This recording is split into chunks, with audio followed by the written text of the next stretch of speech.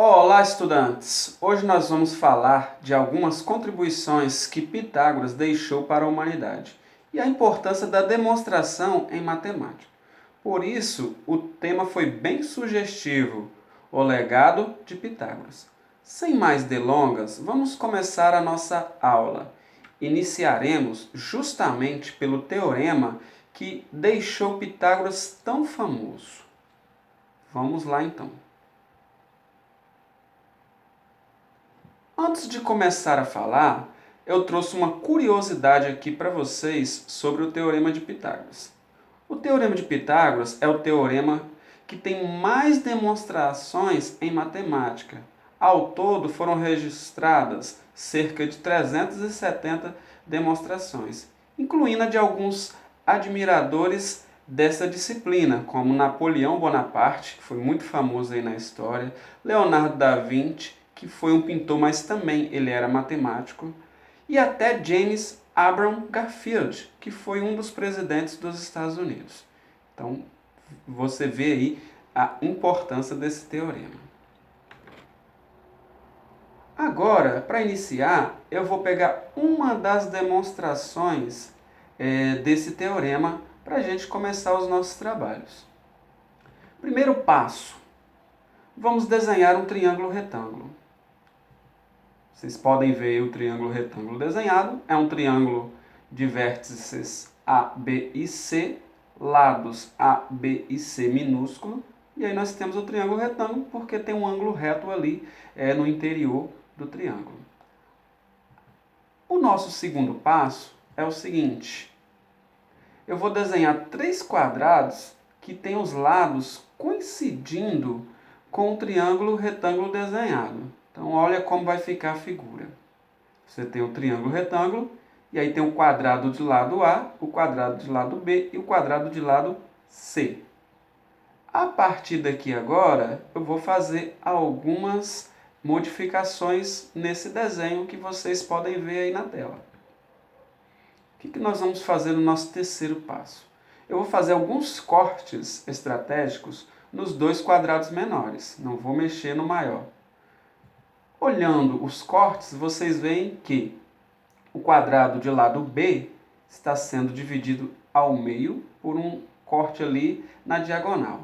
E nós temos o quadrado de lado C dividido em 4 retângulos menores. E vocês vão ver que a área do retângulo maior é igual à área dos dois quadrados menores. Vou desenhar aqui o quadrado maior. E vou pegando esses pedaços que eu dividi os dois menores e vou encaixando aqui no nosso quadrado maior. Então, pegando os dois pedacinhos do quadrado de lado B, então eu tenho essa figura. Aí agora eu vou pegar os retângulos lá do quadrado C, que é o quadrado menor. E aí, ao colocar aqui sobre o quadrado maior, vocês vão ver que vai encaixar perfeitamente. Ou seja, a soma dos quadrados dos catetos é igual ao quadrado da hipotenusa, que é o nosso famoso teorema de Pitágoras. Então, conclui-se que a soma dos quadrados dos catetos é igual ao quadrado da hipotenusa. E isso é verdadeiro, porque vocês viram visualmente ali nos desenhos que dá exatamente a área do quadrado maior quando eu somo as áreas dos quadrados menores. Então, o teorema de Pitágoras é verdadeiro, olhando essa demonstração. Mas, como eu já falei, tem outras. Então, a partir dessa verdade, a gente pode fazer algumas considerações. E aí eu coloquei ali embaixo, algebricamente, esse nosso teorema. Como você tinha aí os lados A, B e C, então A ao quadrado, que é a hipotenusa, é igual à soma dos quadrados dos catetos. E aí, a partir dele, nós vamos fazer algumas considerações. Como o teorema de Pitágoras é uma verdade irrefutável, é verdadeiro e não tem como contestar, a partir dele é possível provar outras verdades em matemática. Então, o teorema de Pitágoras, além de ser muito útil em várias ciências também, ele serve para provar algumas verdades. E aí nós vamos trabalhar duas aplicações verdadeiras, que é muito importante tanto para matemática ou qualquer outra ciência. Quais vão ser essas duas verdades? A área do triângulo equilátero, porque não há necessidade de eu trabalhar com a área de um triângulo qualquer. Se eu estou trabalhando com o triângulo equilátero, eu posso simplesmente usar uma fórmula para trabalhar só com aquele tipo de triângulo. E a relação fundamental da trigonometria, que o nome já fala que é fundamental. Então vamos lá. Primeiramente, eu vou trabalhar a área do triângulo equilátero. Para iniciar, eu vou desenhar um triângulo equilátero, mas com as seguintes considerações. Seja L a medida do lado de um triângulo equilátero, como os três lados são de mesma medida, então todos os três lados medem L. E H a altura desse triângulo. Então podemos ver aqui no desenho tudo isso que foi colocado ali naquela afirmação. Então os três lados aí, cada um mede L, a altura H faz um ângulo reto com a base, e vocês podem ver que essa altura parte exatamente do ponto médio do lado BC. E aí eu consigo dividir o triângulo equilátero em dois triângulos retângulos congruentes, onde um dos catetos desses dois triângulos é L sobre 2, porque é a metade do lado do triângulo equilátero, porque nós estamos aí dividindo ao meio. E o outro cateto é o H, que é a altura do triângulo equilátero. Aí eu vou pegar, redesenhar esse triângulo aqui, para a gente aplicar o teorema de Pitágoras, visto que nós temos dois triângulos retângulos. Então, se eu tenho um triângulo retângulo, dá para aplicar o teorema de Pitágoras, sem problema nenhum. Então, você pode pegar qualquer um dos dois. Quem é a hipotenusa? É o L. E os dois catetos é o quê? H e L sobre 2. Então, nós teremos L ao quadrado, que é a hipotenusa, é igual a H ao quadrado mais L sobre 2 ao quadrado. E aí, elevando ali ao quadrado L sobre 2, eu terei L ao quadrado sobre 4, porque 2 vezes 2 dá 4. E aí eu vou passar esse para o lado esquerdo, já separando os termos semelhantes. E aí vocês podem perceber que ao invés de escrever L ao quadrado, eu coloquei 4 sobre 4 L ao quadrado. Por quê? Porque 4 dividido por 4 é 1, e 1 vezes L ao quadrado, L ao quadrado. Então não preciso mais calcular o MMC. Automaticamente, nós já temos um denominador comum. E aí, fazendo essa subtração, você tem 3L ao quadrado sobre 4 é igual a H ao quadrado. Como H está sendo elevado ao quadrado, então eu posso usar a operação inversa da potência. Então H vai ser a raiz quadrada de 3L ao quadrado sobre 4. L ao quadrado e 4 tem raiz exata. Como o 3 não tem, vai permanecer dentro do radical. Então eu posso concluir que H é quem? L, que é a raiz quadrada de L ao quadrado, raiz de 3, que vai permanecer dentro da raiz, sobre 2, porque 2 é a raiz quadrada de 4. E este é a altura do triângulo, e isso em função de L. Esse L pode ser qualquer valor aí de um triângulo equilátero. Iremos agora calcular a área de um triângulo qualquer, que serve até para o triângulo equilátero. E aí nós temos que a base vezes a altura de um triângulo dividido para 2 nos dá a área. E aí nós temos lá no nosso triângulo equilátero que a base é o L. E a altura é o que a gente acabou de achar, que é L raiz de 3 sobre 2. E substituindo, nós temos a seguinte expressão.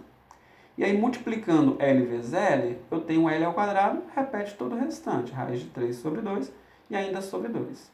E aqui nós temos divisões de frações, que é a primeira vezes o inverso da segunda aqui, fazendo essa divisão. Aí, multiplica numerador vezes numerador, denominador vezes denominador. Então, nós teremos que L ao quadrado, raiz de 3 sobre 4 é a área de um triângulo equilátero. E como nós aplicamos o teorema de Pitágoras, que é verdadeiro, consequentemente, a fórmula que nós obtemos aqui para a área do triângulo equilátero também é verdadeira. Então, para calcular a área de um triângulo equilátero, basta você calcular o quê? o quadrado da medida do lado vezes raiz de 3 e divide para 4. Aí você tem a área de um triângulo equilátero, sem a necessidade de conhecer a altura. Então isso é muito útil na matemática, porque evita você fazer cálculos desnecessários. E essa fórmula é verdadeira, visto que a gente aplicou o Teorema de Pitágoras, que é verdadeiro. Ok? Então essa foi a nossa primeira aplicação e a gente conseguiu aí demonstrar a veracidade dessa fórmula. Vamos agora à nossa segunda aplicação. Como foi falado lá anteriormente, é a relação fundamental da trigonometria. Então, é a base da trigonometria, essa área tão importante aí para as ciências. Então, o que nós vamos fazer aqui?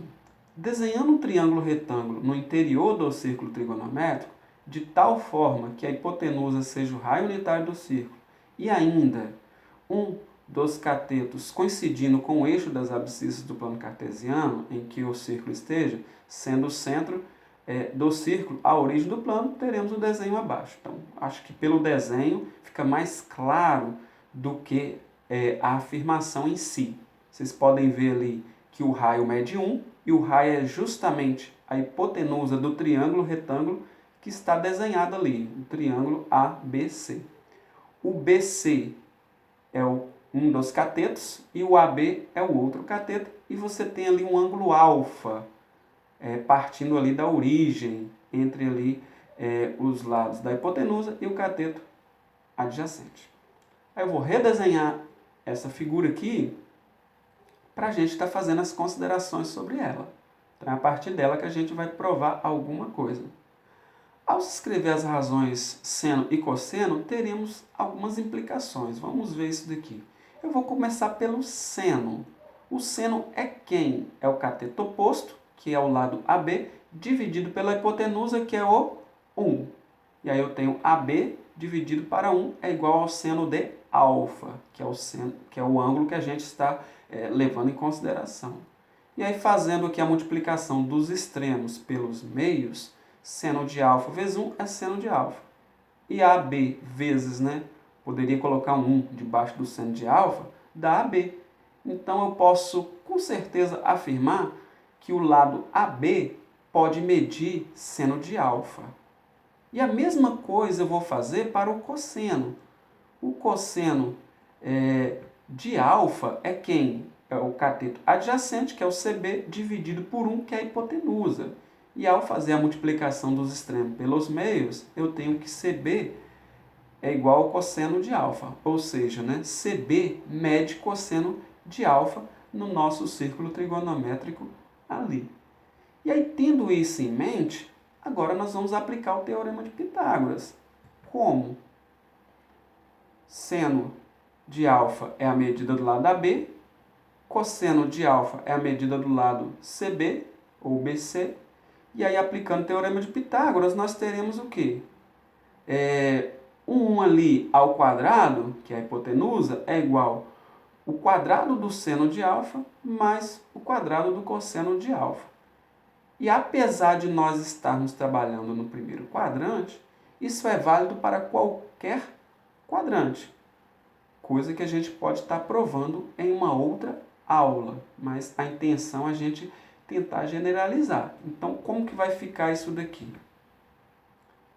Seno ao quadrado de alfa mais cosseno ao quadrado de alfa é igual a 1, porque 1 ao quadrado é igual a 1.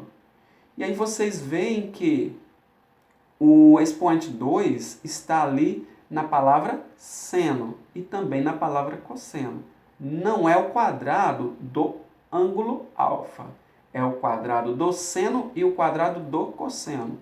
E ao somar o quadrado dessas duas razões trigonométricas, o resultado sempre vai dar 1, independente do ângulo que você escolha. Isso vale para qualquer ângulo. E isso é verdadeiro por quê? Porque a gente está usando o Teorema de Pitágoras, que também é uma verdade. Então, se eu estou baseando uma coisa em uma coisa que é verdadeira, então o que a gente vai descobrir também é verdadeiro. Então, aqui nós temos a relação fundamental da trigonometria, que tem diversas aplicações em várias ciências.